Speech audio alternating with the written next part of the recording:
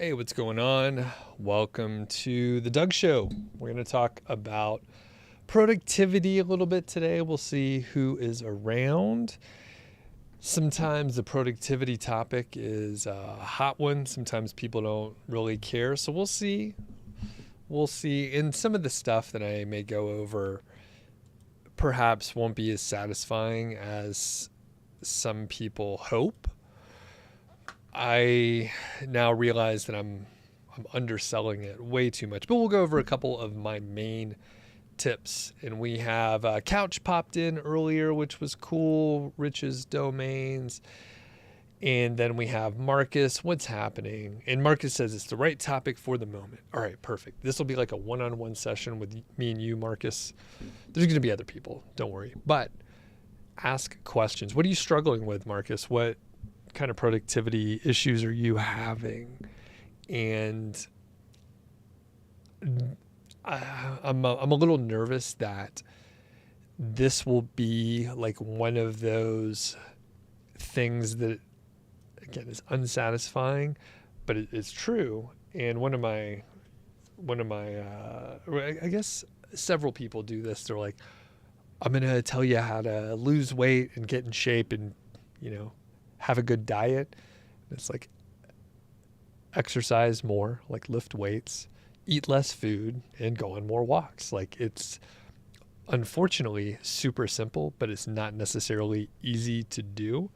And the productivity secrets, well, they're not secrets, like all the tactics and stuff. And holy shit, YouTube is bad for this stuff because it's like people like trying to give you the secret, or like, let me show you how I have set up this app and it changed my life. It's like a note-taking, it's a to-do list, it's like a database, there's AI built in, and don't worry, it's just complicated as hell.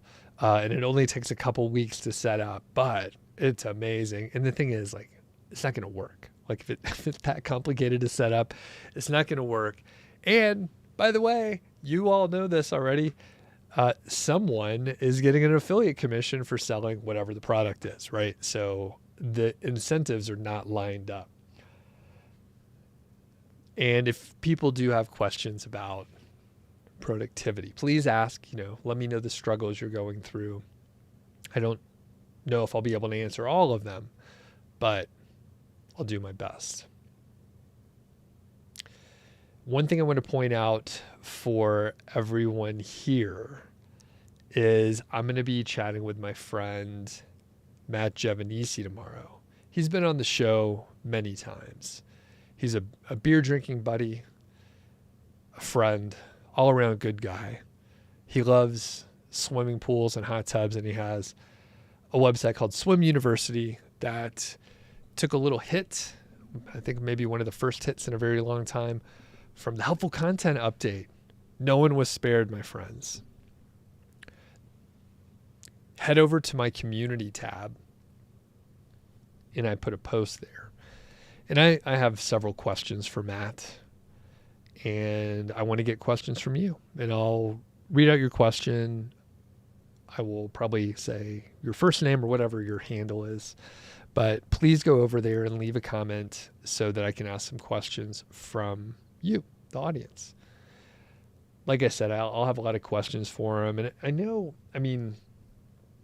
from the interviews that I've done with Matt in the past, I know one thing he said and some other people. I was actually just watching an interview with Jamie IF on the Click Wars podcast. So Jamie, giving you a little shout out here. I was just watching Jamie and Sammy talk about the helpful content update. And, Jamie was another person. Jamie and Matt had both talked about in the past, like, all right, I'm going to do the best I can for content. I'm going to be an expert. I'm going to do interviews. I'm going to do research. I'm going to get the products. I'm going to test the products. I'm going to know the frequently asked questions. I'm going to know troubleshooting. I'm going to know all this stuff, not just theoretically. I'm actually going to experience the product. And it worked really well for a really long time. And now it's not working. Now it's kind of a mess. It's a huge mess. So anyway, I'm chatting with Matt tomorrow, and I'm very curious. And I know, like, in the past, I'm like, aren't you nervous about what could happen if you lose traffic? Like, what will you do? And Matt has diversified, and like, he has actually relaunched his podcast Money Lab just to share his thoughts and talk through stuff, which we'll discuss tomorrow as well. But essentially, it's like, it was such a big like risk and hard to ignore. But when everything's going fine for a very long time, you forget the volatility that is possible. And it could be extremely volatile. I mean, things could change completely external to you. Like, we haven't even talked about it, or we haven't talked about it in a long time, but every now and then you hear like, oh, what if Apple comes up with their own search engine?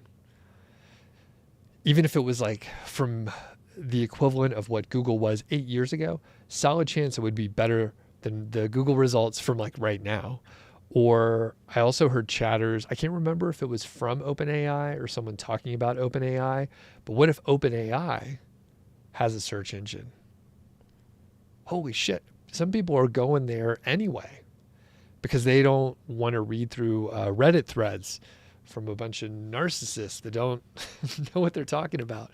Some of them do. I don't know. I actually just recorded a video where I show how to find Reddit keywords and then put them in topical clusters, like a topical map. And I'm using SEMrush. I may even publish that today. It's one of those one takes. Just going to make sure the audio is okay, and then I'm going to get it out there. So anyway, if you have questions for Matt or general questions for people that had huge sites where they were earning a very large amount of money for a very long time, and they got hit by the helpful content update, if you want to ask someone like that a question, Matt Giovanisci is the person. He's coming over tomorrow. It'll be a recorded episode, so it won't come out until probably early. I'm looking at my Trello board over here. It probably won't come out until mid-March, it looks like, but it should be a really amazing episode. And maybe I'll publish like some small clips, something like that. Matt is a unfiltered guest, so we'll get the real answer. And it's crazy to have people, talk honestly. Like I said, I was just watching Jamie IF giving some of his sort of observations from his site. Okay. David, what's going on, David? Good to see you here. And let me know about your productivity questions if you have any, or tips, right? If you have any things that really work for you, I want to know them too. I mean, I'm always trying to learn new stuff. One of the reasons why I talk about productivity is I was a real nerd about it. I have probably 10 books behind me about productivity or something related to getting things done. Ironically, it's a productivity book that I have not read. I think it was a little before my time that I cared about it, and then I just never went back to it. I think some of the people that talked about getting things done, they highlighted a couple portions of it, and I was like, I don't think that will work for me, which is a great thing for me to bring up here. Books or YouTube or blogs or me talking on a podcast, there are going to be a lot of things that won't work for you, no matter what you consume. You could read the best book, one that everyone loves, say Atomic Habits. There's going to be a lot of stuff where you're like, that's not going to work for me. Like my thing is a little bit different. And some people will push back and say, come on, you're not that different than everyone else. But the point I want to make here is not every book is perfect for everyone. Find one or two things that work, and it makes the book worthwhile, or the video, or the podcast, or the blog post. You don't have to accept the whole package, especially a book that might be a few hundred pages, of course, not everything's going to work for you. But if you could find one or two things that do work for you, that's great. That's a win, especially if it could change the way that you work on a daily basis. So, like I said, if you do have tips, if you do have thoughts, if you do have questions, leave them in the comments if you're here live over on the chat. You can leave a comment later. Love it when you leave a comment. And I do want to point out two things before I start reading some of the questions here and getting into the meat of it. Number one, I have a side hustle cheat sheet that is a new lead magnet that I threw out there. But it's pretty simple. If you're here, honestly, if you're one of the people watching live, you're probably here fairly often, and you probably have seen me send out something similar within an email. But a little, behind the curtain, I'm trying to repurpose some content. So I sent out an email. I got a pretty good response. So I thought, can I beef that up, turn that into a lead magnet, a cheat sheet that could be more general. So for this audience right here, right now, might not be perfectly relevant, but I'm going to be doing some side hustle related topics where that lead magnet might be a little bit more relevant. Number two, pretty important, my Productivity Masterclass is open for enrollment for this week. I don't open it up very often. It's one of those courses where you get all the material all at once. I believe, I was looking back through, I think it's probably about 10 to 15 hours of work to go through it. And there's no free ride. Like, you're not going to read through and go through some of the lessons. There's a few videos, few live stream recorded sessions that I did. And you can go through it. You need to identify what you're going to work on and do the work behind it. But overall, you can go through it in really about a week or so and have a pretty good handle on moving forward in productivity. So those are the quick announcements. Now, Marcus says, I guess I'm spending too much time on YouTube, and I do the same thing. For me, a lot of times it is an information gathering piece of work, same as reading or listening to podcasts. And those inputs help me come up with new ideas because my job is producing content. So I need to have ideas. And I go from consuming a huge amount of content to shutting off all inputs for a few days and letting all the ideas kind of mingle together. And then I'll introduce, things again, or I'll take a break from a certain kind of podcast and then go to something different, or like a different subject matter, like fitness and health versus business and marketing. So Marcus also says, I guess perfectionism is an issue. I want to do everything myself, but it's too much. So I probably need someone to help. Yeah. So there's a couple pieces in there. So perfectionism is certainly a problem. So if you want everything to be perfect, it can get in the way of producing and completing your projects and getting actual output. The other side of that coin is if you have sort of a lower quality, then it might not work. It depends on what you're working on. For me, I generally prefer good enough with a high volume of output. And that tends to actually work pretty well for producing content. And this is one of the things that people often say. They're like, man, Doug, you put out so much content. You have multiple podcasts. You have a ton of videos. You put out a lot of videos. And I've gone up and down. Sometimes I've published a lot more. But I really don't work that much. I probably work 4 to 6 hours, maybe 3 to 5 times a week. Depends on what's going on. Typically, I have 1 or 2 quarters per year where I'm doing something bigger. And, quarter is long enough to get something done for me to focus. And then usually I'll kind of dial everything back in the next quarter. So it's rare that there's 2 quarters right next to each other. And there have been some years in the, say, last 5 or 6 years where maybe I only worked 2 quarters. And then there was a year or 2 where I just worked like pretty hard 1 quarter. And that's the 4 to 6 hours. And the thing is, maybe I would work, 5 days on the quarters where I'm actually trying to have a higher output. But the rest of the time, I actually have a lot of free time. And I want that. Like that's what I would prefer. And some of the free time is like not work related at all. Most of the free time is not work related at all.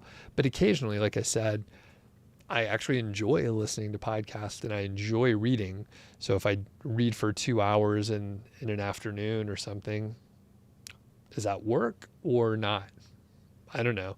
Even if it's a fiction book, I might get ideas from that and then have a content idea out of it. So that's something. So all that to say, you have to look at what you're working on. And depending on what you're working on, doing the work yourself might be the right move. I was chatting with someone recently. I think someone was interviewing me and they asked me about getting started. I told them about my first couple sites back in 2013, 2014.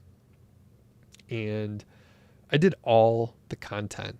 I wrote all the content. I didn't know what I was doing, but I wrote every word of it and I would go back and edit and fix. And if something needed to be done, I did it. I didn't have any writers working for me for a couple years. Then slowly, Marcus, I was hiring people. The thing is, they didn't do as good of a job as I did. Even if they were actually a better writer. And funny enough, now that I'm thinking about it, there's probably only been a couple people that I hired that were better writers than me. Not that I'm a good writer, but it's just the quality standard. I'm much better now. Let me think, how did that work? Because some of the people were like legitimately trained like journalists or they had an English degree. They should have been, they should be much better at writing. Maybe it was the type of writing. The writing that I had to do in college was technical writing, essentially. So just the facts, no complicated vocabulary. It was just technical writing on technical subjects. And it was in like, whatever. It was like in a physics class or something like that. And somehow I was a better writer, which kind of boggles my mind. And it might have been the type of writing and or the fact that I did write in a simple way so that it's like a 6th grade level or something like that. So people could understand it and it had some character. So anyway, the point is, Marcus, if you are doing all the work, maybe you have to. Maybe you have to do the work. Maybe you're not as strict of a perfectionist as you think, but maybe you need to change the scope a little bit or lower your standard just a little bit. You can still do all the work. And I'm going to get to some of the productivity tips here in a second. And I think we're going to get into it because I see Couch mention something here. So next, so Marcus says, and I probably need some better systems in place to manage my content production workflow, but it's something that I'm looking into now. Cool. And regarding perfectionism, sometimes I feel it's needed because the competition is strong, but I could probably spend less time on it. Cool. And one thing you can do as well is see if you can somehow use it to your advantage. So I mentioned that I prefer a good enough level of quality for the kind of content that I produce, which is a decision on my part. And if you look at other people's YouTube channels, you'll see better production. In fact, I met someone who lives just like a couple miles away, maybe like 3 miles away.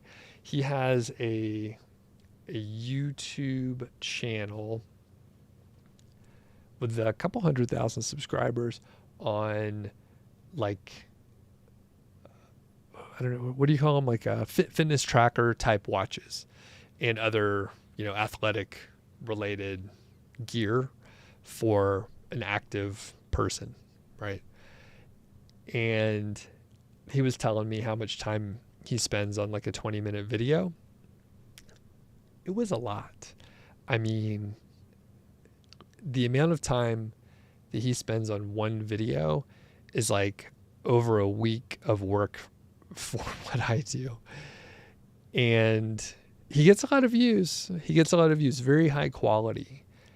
But I'm pretty sure you know what?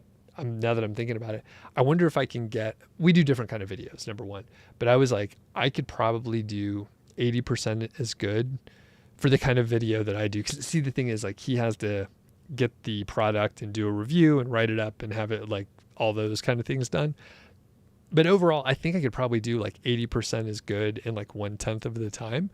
And it's because, like, the level of quality is going to be much lower. Like, I could come up with a script and publish it. And actually, people have liked these recent videos that I've done that are a little bit shorter. They're scripted. I'm not doing B-roll. I am doing a talking head video, and it's good enough. I get it out the door. This guy, he has a lot of B-roll and stuff, and he shoots B-roll, which I enjoy all that stuff in theory. But then if I look at the time that I could spend recording B-roll or reading or exercising or walking the dog, watching TV, I have a lot of playing guitar. I've been playing more guitar. But basically, the competition might be strong. How can you look at it, Marcus, and make your system an advantage? I recorded like a few hours of content today already, so I need to protect my voice. I could whisper and make it creepy. All right. Systems, super important. And I'm going to hit I'll hit Couch's question, and then I'll give you like my main tip. All right. Like I said, this is going to be less satisfying than everyone thinks, as I'm underselling it. So Couch says, too many ambitions versus productivity. WP Eagle has WordPress streams, which I want to do. Others 7.5 hour WordPress affiliate streams. All I want to do, I want to do those next. Then AI, so much I want to do. Well, best go. All right. So I think you summarized it. So this is my observation. This is the problem. I had this problem. I have this problem still, but I'm much better at it. One interesting thing when you're getting started, which I can't really recreate, but here's what I think.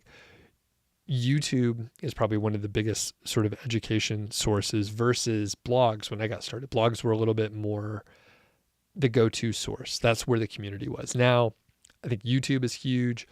Facebook groups are huge. Some private communities, but I think people learn a ton from YouTube. That's where they're going.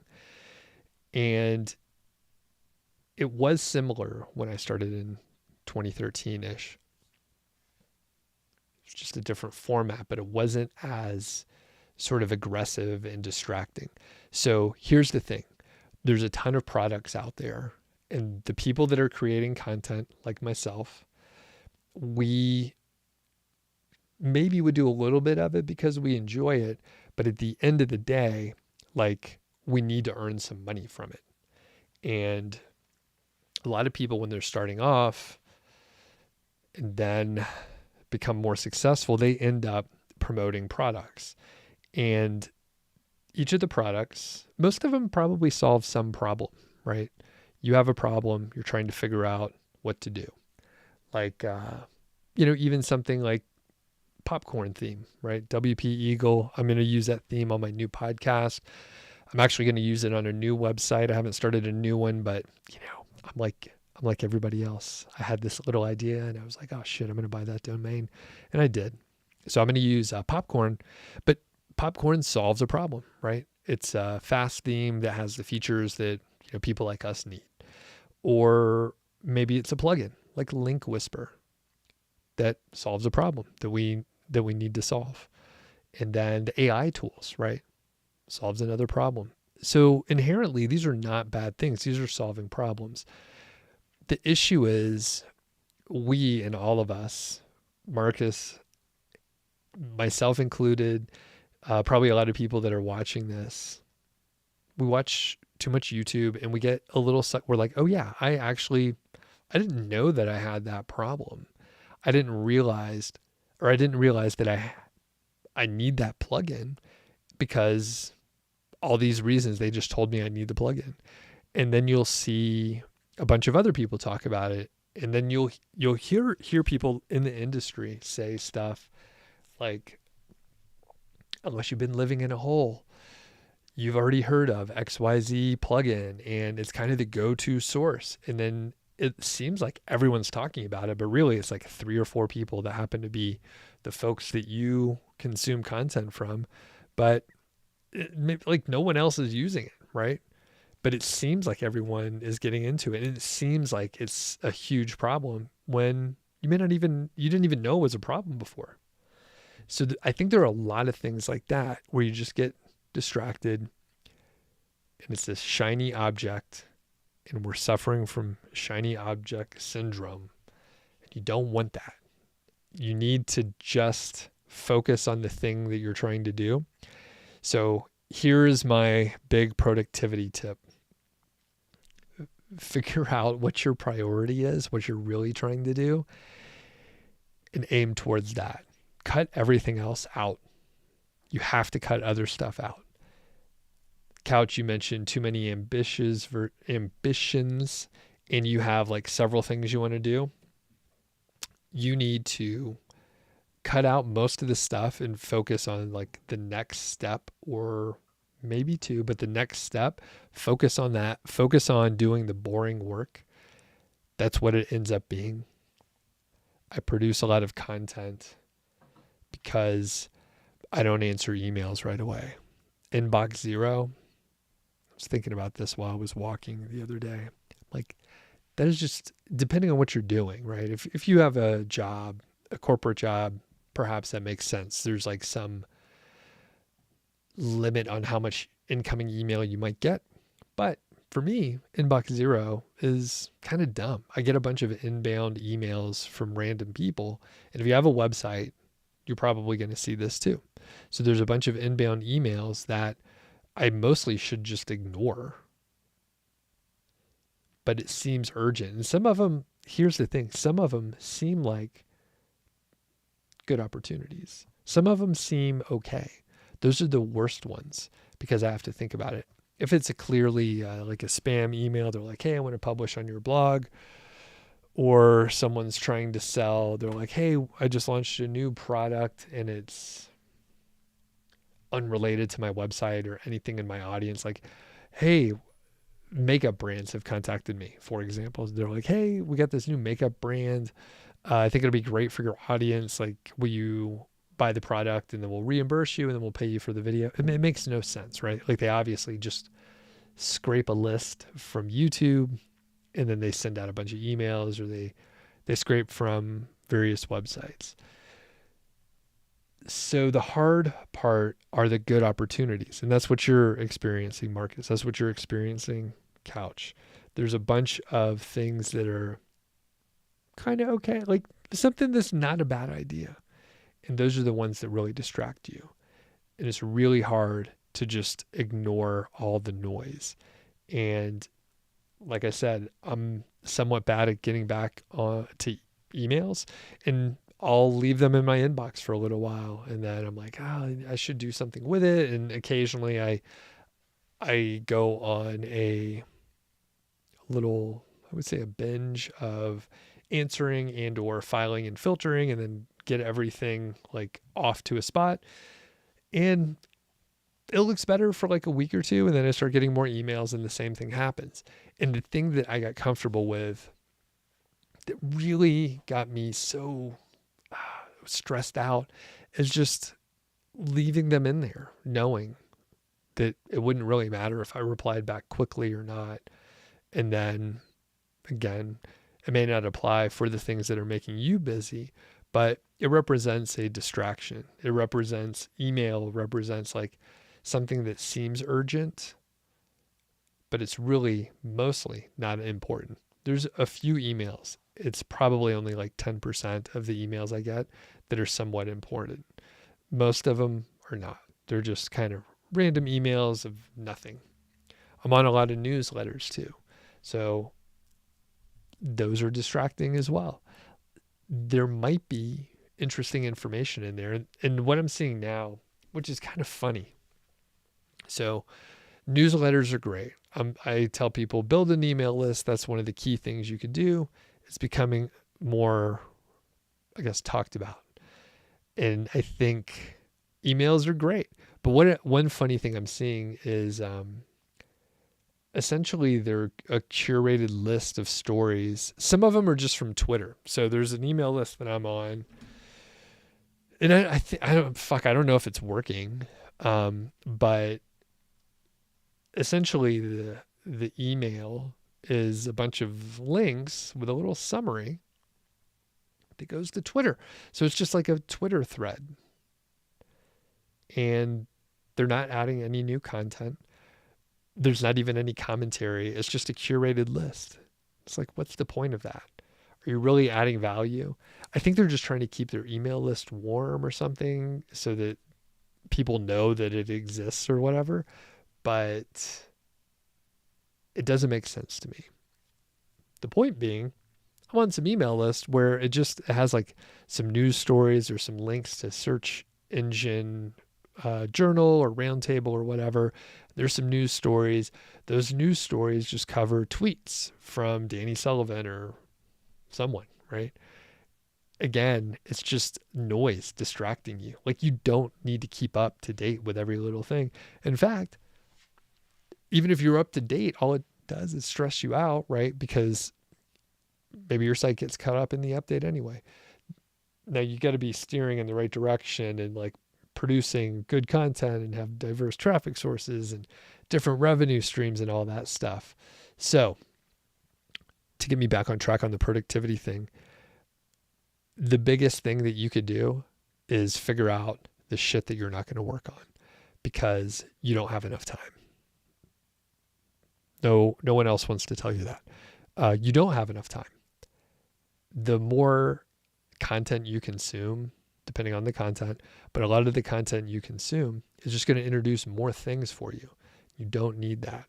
You don't need the distraction or feeling like you're missing out and you need to do this other stuff, which maybe, in fact, is not really that important. It just happens to be some tool that someone created and it's like, man, everyone's talking about it. Is that something I have to do?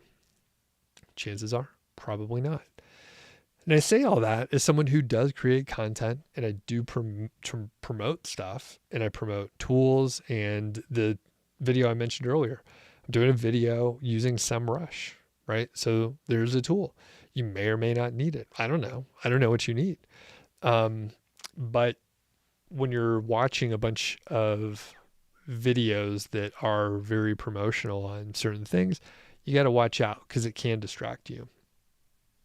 Almost all the tools or the things that I'm mentioning, again, they do solve a problem, but it might be a problem that, either you don't have or you don't know you have, which that could be fine. You need to focus on the things that really move the needle. Or here's the worst, right? So there's a couple things, like it's the ideas that are good enough, or it's like this tool, it solves a problem. Yes. And it solves a problem really well, but it is a very minor problem that you actually maybe don't even need to solve. So you end up wasting your time working on it, paying for the tool to not move the needle, and kind of just taking up brain space. So the biggest thing you can do is figure out the stuff that you're not going to work on. You can eventually work on it. So that's the other thing. You can do all the things, probably not, but just imagine that you can do all the things that you want to do, but you just can't do everything right now. And the people that make the biggest progress, they ignore a lot of things, and we only have so much energy. We only have so much time, attention, and focus. And if you have a family, right, you have to spend, hopefully, a lot of your attention on your family. That only leaves you a little bit left to work on maybe your own hobbies, or maybe this is your hobby, like side hustles are your hobby. I think that's fine. But then maybe you have a full-time job. So you have to dedicate some of your attention and energy to the full-time job.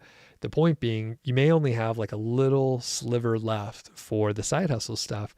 So if you are not really protective of your time and effort and attention, you might end up wasting it on unimportant stuff, social media, dumb videos, bad podcast, and general distraction. So let me go back to the chat here.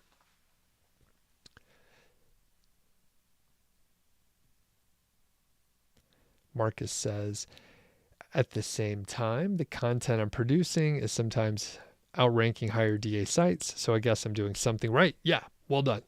But it takes a lot of time. Right. Sometimes there's no other way to do it. But I have an idea. And Marcus, you're saying it's a competitive niche, so it does take a lot of time. And distraction is a thing. Everyone's very distracted these days. So if you could focus, it's a huge, major advantage. So I see there's more people on right now. I just want to point out that I'm going to be interviewing Matt Giovanisci tomorrow. It'll be recorded. I'll publish it in a few weeks, but we're going to talk Swim University, which was impacted by the helpful content update. There's a link in the description, or you can go to the community tab of my channel to leave the question. I'm going to be asking him a bunch of stuff, but I would love to have your input. And I have been trying to post more stuff in the community tab. I don't do Twitter, so I'm trying to treat the community tab sort of that way. I'm just posting stuff. There's some polls. I do pictures sometimes and other random stuff. So check that out. My Productivity Masterclass is open for enrollment this week if you need some focus and some,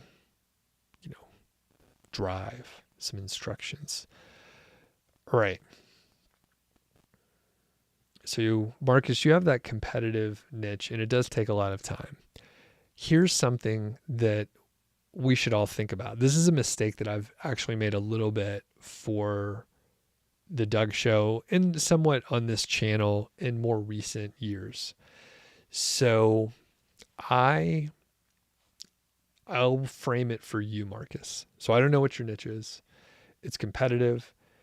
You do high quality content, but it takes a lot of time. The key thing that you need to think about is compound interest. What you want to focus on is evergreen content that will maybe take you a lot of time to write, but our hope is it will start bringing in traffic, and then it'll grow a little bit, and it'll bring in more traffic over time. It's not going to lose traffic, right? It's high quality. You're going to update it. You're going to keep it up to date, and you're going to have more topical authority as you publish more content. So say in the first year, you can only publish 12 articles, 1 article per month, because they're so intensive for you to write. But those will continue to bring in more traffic. And maybe the next year you get a little bit faster and you're able to publish, I don't know, we'll say twice as much. So then you'll have 36 total articles. You'll have 24 in that second year. And all of those articles will now be bringing in a little more traffic, hopefully compounding on itself. And the thing with compound interest is it's not really intuitive. A lot of the growth, and I'm taking a lot of liberties here, but a lot of the growth is after you are established and you have a foundation of evergreen content. This is the part that I kind of messed up on. So there's a lot of content on my channel, which was interesting at the time. But right now, people are not watching some of the success stories for niche sites from like 4 years ago. It's not as relevant. So those are not as evergreen as it felt. The headlines look cool, but when you listen to the interviews, it's like, well, now there's AI tools and people are publishing not 200 articles in 6 months. They're publishing like 4,000 articles in 6 months. So it's not as relevant. The point here is if you produce evergreen content, and someone that you could look at is Spencer Haas at Niche Pursuits and the team of writers that he's working with there. I know he's not writing all the content, but look at the traffic growth. And he's published videos on this and he's done talks at different conferences all across the country. But if you look at the content, it's like, it's evergreen. Every time he publishes something, it's like layering on top. And then you end up with something awesome. So in this case, you end up with like a long time frame, and at the end, that's when you get most of your growth. Now it's not the same because I'm really describing like an investment strategy where if you on average have some growth, even if it's a small amount of growth, if you have enough time, then it becomes huge. It doesn't always work for websites, as we have seen, right? So I just mentioned Matt Giovanisci, who's had his swim university website for 15, 16 years. I'm not quite sure when he founded it, but basically it compounded for a while. It was awesome for a while, but due to external forces, Google algorithm updates, it made things a little bit different. So the point is, if you could focus on things that have compound interest, or at least where you can keep growing over time. And, what I'm looking at, and for my new podcast that I'm going to be launching probably in about a month or so, I'm looking at content that should bring in as much or more views, listens, and general traffic it's just as relevant in like 3 or 4 years as it is today, or 5 years, or whatever. So if you focus on that, like obviously things will change, right? We didn't know AI was going to make such gains in a small amount of time, but a lot of the content was really relevant for a long time, and now things are shifting a little bit. So if you have a longer time frame, it kind of relieves the pressure a little bit. But at the end of the day, we should just try to focus on fewer things. Jack. All right. Jack says, one of the best things I did for my productivity was unsubscribe from a bunch of newsletters, podcasts, and YouTube channels. Most of it is just noise. Yes, exactly. And unfortunately, this one included, I'm no better than anyone else. I love it if you would stay subscribed, but the reality is, if you are really focusing, then you may need to really, really be discriminating on the content that you're getting. One of the other issues is, I mentioned, I think Facebook groups earlier, and one of the issues there is you have people that think they're experts after they read like one article or they watch like one video, and they don't know what the fuck they're talking about. They don't know what they're doing, but they act like they're an expert just because they spent 15 minutes reading an article. They're not even close to an expert. They barely even know the vocabulary to use, but it's pretty amazing. And you see this all the time. You just have to be careful. But I feel like it's a lot more common in those group settings where people might be posturing a little bit. It does happen in real life. I have seen, I'm fairly quiet, especially in like a group setting. I've been to some conferences and stuff where there's a bit of a round table discussion where it's a workshop. Everyone can talk. Inevitably, and this specifically has happened to me, where it was someone who had not done the thing, but they had listened to a lot of podcasts. So they knew the words and they knew the general ideas around something. So they spent like 15, 20 minutes like answering the question. And I was like, I know the answer to the question. I literally have done this for several years. But the person, I couldn't get an edgewise. And then at some point I was just like, all right, you know what? I don't have energy to try to compete with this person. And I mean, I don't care. I wish I could have shared some of my knowledge, but I mean, for me, I need to be like the speaker to do that, because I'm not going to go and like try to interrupt the person or whatever, even though they barely knew what the fuck they were talking about. All right. Marcus, but no hard feelings. He's a nice guy. He was just talking. Marcus says, I think I want to write 50 to 100 articles for my website first, and then use some of them for YouTube videos. I don't want to start with YouTube directly, but probably need to in the future. Great idea. And then longer term time frame makes sense. Yep. And in my podcast boot camp right now, similar, right? So one of the students is going to do audio only for his podcast. And he may change his mind, so I won't say who it is, but at some point he'll be back on the channel, by the way. That's the teaser. He knows who he is, but he'll be back on the channel probably before too long, maybe whenever he launches his show. But the point is, like, he'll be able to go back and release the video version. So he'll be able to repurpose the content and put it in different formats, but he's changing the scope. Again, everyone has limited time. So he's changing the scope so that he's just producing audio for the time being. And then in the future, he can add the video portion. He can even add the blog portion. When I launched my new show, I was looking at the pros and cons of publishing a blog post when I publish the episode, and essentially using AI to take the transcript and turn it into a blog post that potentially could bring in traffic or bring in email subscribers or something like that. And I was thinking about it. I could do the transcript or the blog post and publish those in the written format. I can also wait to do that. So would it be better for me to get the video and the audio out there and do a better job on that, and maybe a better job marketing the launch, versus publishing more blog posts? And the answer is it's probably better for me to spend more time marketing and preparing for the launch versus publishing blog posts. If I have a main focus of YouTube and getting audio subscribers on, say, Spotify and Apple Podcasts, then I should spend more time there.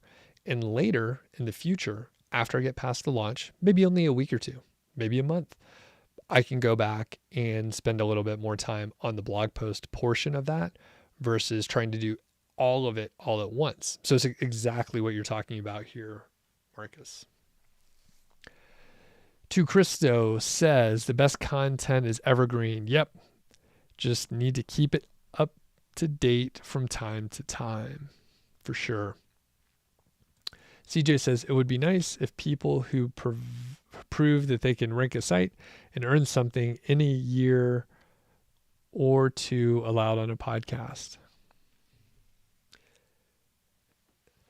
People who prove that they could rank a site. Yeah. And I think it's interesting because, like, we can learn stuff. I mean, I think I was on a show, I was on Niche Pursuits in under a year. And I think I probably said crazy stuff. I hardly knew what I was doing. It was a different time back then, guys and gals. So basically, you do end up with some people that are super green, but it's very interesting because you have two things that happen, at least. One, there are more beginners.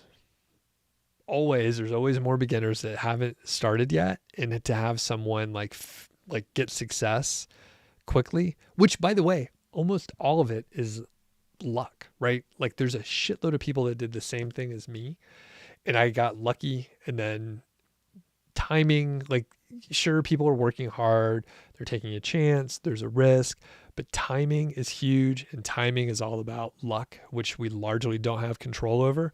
There are people that started their websites, they did a much better job than I did in 2013, 2014, 2016.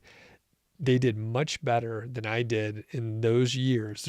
And they worked even harder. They published more content this year, and their site got hit, right?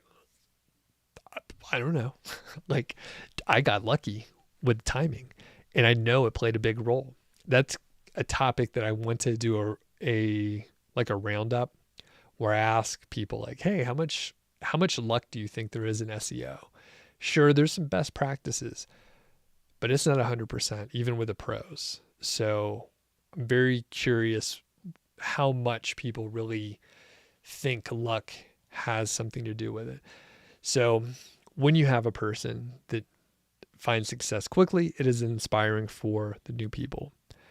The other set of people who are experienced and they've been grinding, and then they're like, how the heck did this person hit that revenue number and they're only 18 months in? I've been doing this for 6 years, or I've been doing this for 17 years or whatever. And someone just marches up, timing was right, a couple things lined up. Enough people are trying this where like a couple decision points hit just right, and they go up. And it's kind of crazy, but it's luck and timing, and there's hard work, and people have an unfair advantage, and there's a number of factors, but we can't control the timing so much. All right. Jack, thank you. Jack says, I survived the newsletter and podcast purge. Thanks. That's kind of you. Hey, what do y'all think of the shorter episodes? I just recorded one earlier today. It ended up being about 20 minutes or so. I think I should do some shorter ones that are more like 6 to 8 minutes. Let me know what you think here on the chat. And then if you're watching, like, what do you think if you happen to listen or watch the podcast? I want to make it even tighter and even shorter. We'll see how it goes. Marcus says, I manage a Facebook group with 45,000 members. Wow. There are many fake experts in there, and it's very annoying indeed.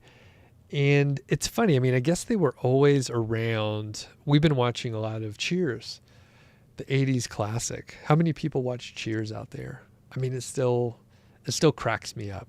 It's still very funny. I watched it back in the day when they were finishing up. And Frasier, I'm actually a bigger fan of Frasier. I've watched the whole series. I think there's 11 seasons. Watched all of Frasier, 3 times or so. But it reminds me of Cliff Clavin, right? Experts, it's like, oh, little known fact. And then they talk about some nonsense. David says, my podcast has been audio only for 5 years, and I'm about to drop the first video version of it. Oh, that's cool, man. If you have any questions or anything, David, feel free to shoot me an email. Happy to help you out. Marcus says repurposing is a good strategy. And yeah. So, and that's one thing that has opened it all up. I mean, at this point, if I record a video, like 90% of the time, I'm going to publish it as an audio podcast. Not always, but pretty often, because everything's set up. I got my lights laying around here, and I just flip on the camera, hit record. It's super low friction to do that. And as far as like repurposing content, there's so many ways to do it now. And one thing that I'm looking at,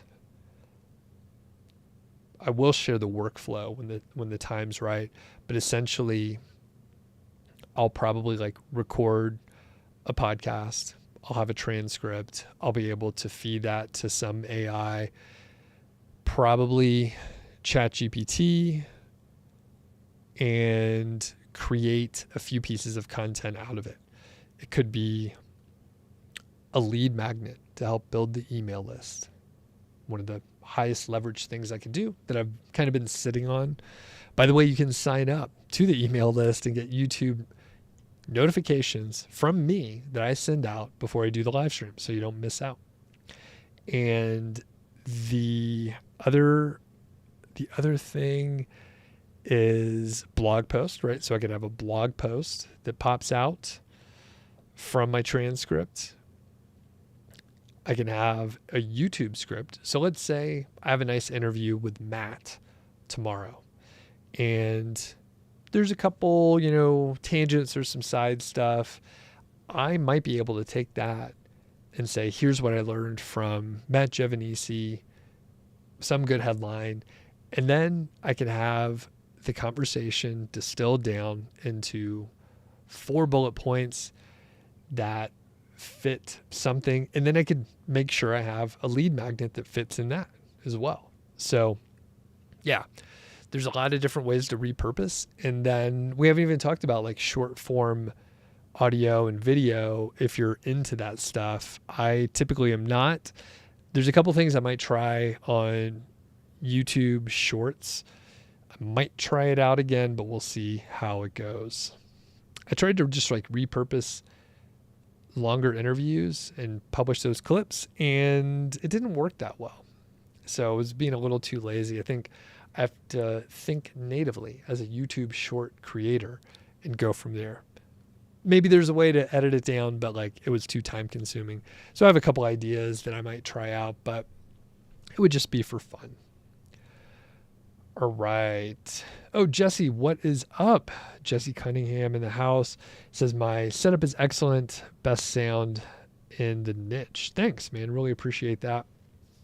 So Jesse, I don't know if you heard me earlier, but I was talking about how, from a productivity standpoint, I don't get back to emails very well.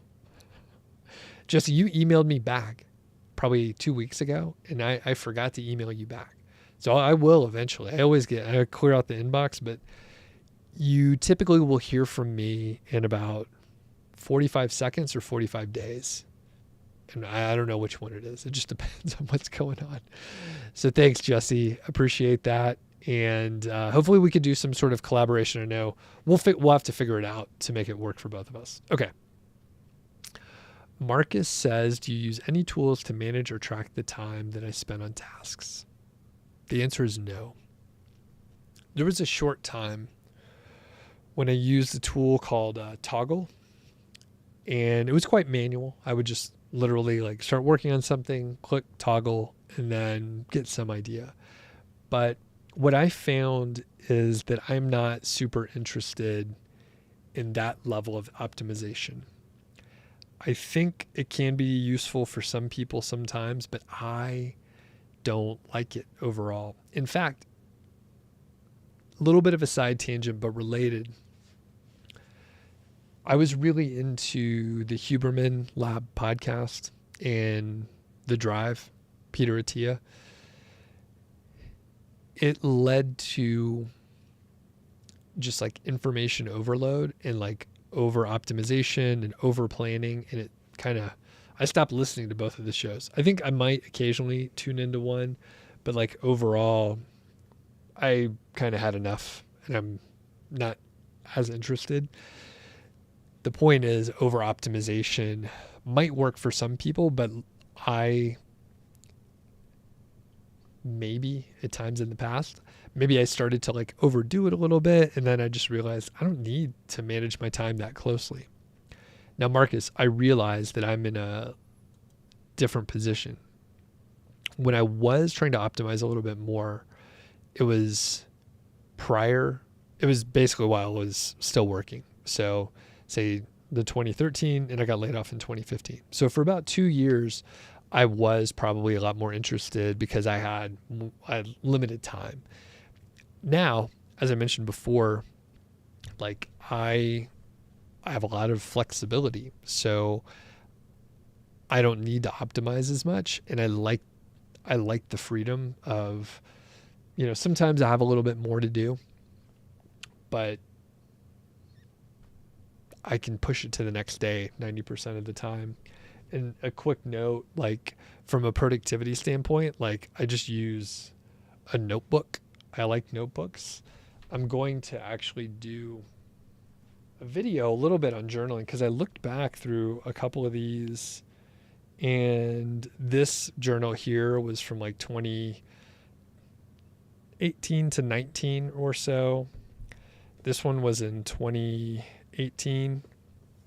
And they're simple notebooks. This one's from Office Depot. This one is Scrivwell, which I think I just ordered this like on Amazon, and they're relatively inexpensive. They're somewhat of a ripoff of like a Moleskine type just notebook. But the thing is, I'm not obsessive on the journaling specifically, but this one has a dream line from 2018. I did a dream line with my wife in 2014, and most of the stuff I actually ended up doing. I didn't look back at the dream line. And this is the dream line from the 4-hour work week. In 2018, I did another one, and I want to revisit it. There's a couple things in here I'm going to hold off so that this one I may reveal a little bit later. But it's like every few years I was like, okay, let's do some aspirational type goals. And I don't even look back at them, but a couple of the very big ones, some of the most important ones, did happen. This one, I've noted it as the Doug Show. And there's a bunch of other stuff in here, right? It's kind of the same as like the stuff I showed you before. But like, there's just like random notes in here and somewhat of a bullet journal style, but not exactly. And it's sloppy. It looks crazy. I do keep an index, and I'll number the pages if there's not numbers in there already. But the reason why this one was cool is this was in 2018, and I opened it up to a spread, and then I wrote down all my plans for the Doug Show, which is about to have its 500th episode. And I just wrote it in there. And obviously, I thought about it, and I followed through and did all the stuff, but it was cool. I was like, holy shit. I'm doing this podcast boot camp. I'm helping people start their shows, but I have the original notes from roughly, I don't know, call it October, November of 2018. Then I launched the Doug Show in 2019, and then I published a ton of episodes. So anyway, journaling is pretty cool. The reason why I mentioned that, and the only sort of tracking that I don't do it every day. In fact, I think I've done it like once in the last 6 weeks, is time blocking. So with time blocking, you basically put in, the hours of the day, and then you'll line up your tasks over here. And then you have a little bit of a constraint on how much time you have to work on something. And if you ever like look at what time it is and you're like, am I working on the thing that I said I'm going to work on at that time? You could adjust if you need to, right? The thing is, like, the plan is going to change as you work through your day, and something happens, whatever, power goes out, maybe you didn't sleep that well, and you're like, I need to take a few minutes to go on a walk and just kind of wake up or whatever. So the plan will change, but time blocking is potentially the only sort of like tracking that I'm doing. And it's more just to occasionally, like the last time I did it, I was like, I haven't done time blocking in a while. Let's see what happens if I do list it out and plan my day a little bit more. Okay. Next. Marcus says, a tip I got was to time block a calendar. Oh, and don't spend more time on the task than that. You haven't tried it, but it worked during my former job. Cool. Yep. And time blocking was one of the few things. Highly effective. What it will teach you is that you are horrible at estimating how long something works. So what happens if you stick with it? It's kind of painful, right? So your plans are going to be off, and you just need to adjust. And that's part of the process, to adjust when you go over time. And within a week or so, you will do better. And what will happen is, instead of putting 15 things all through the day, you'll put like 4, and you'll give yourself some extra time to go for a walk or do something. And then the good part is like you determine what you're going to work on earlier in the day, you work on it, and then you have sort of an ending point. And you will get better, but overall, we're very bad at estimating time. So, all right, that's it for today. If you want to check out the Productivity Masterclass, you can follow the link in the description. It's open for enrollment this week. It's one of those courses where you can like go through everything right away. It should take you about a week or 10 days or so to like work through the material. Technically, I think it's about 10 to 14 hours of material. You could do it all in one weekend, but it's probably better if you do work on it over the course of a week or so. So do check it out. And you can also, what else? If you leave a question for Matt, right? I want to have questions from the audience for Matt. Oh, and it's John Santiago. What's going on?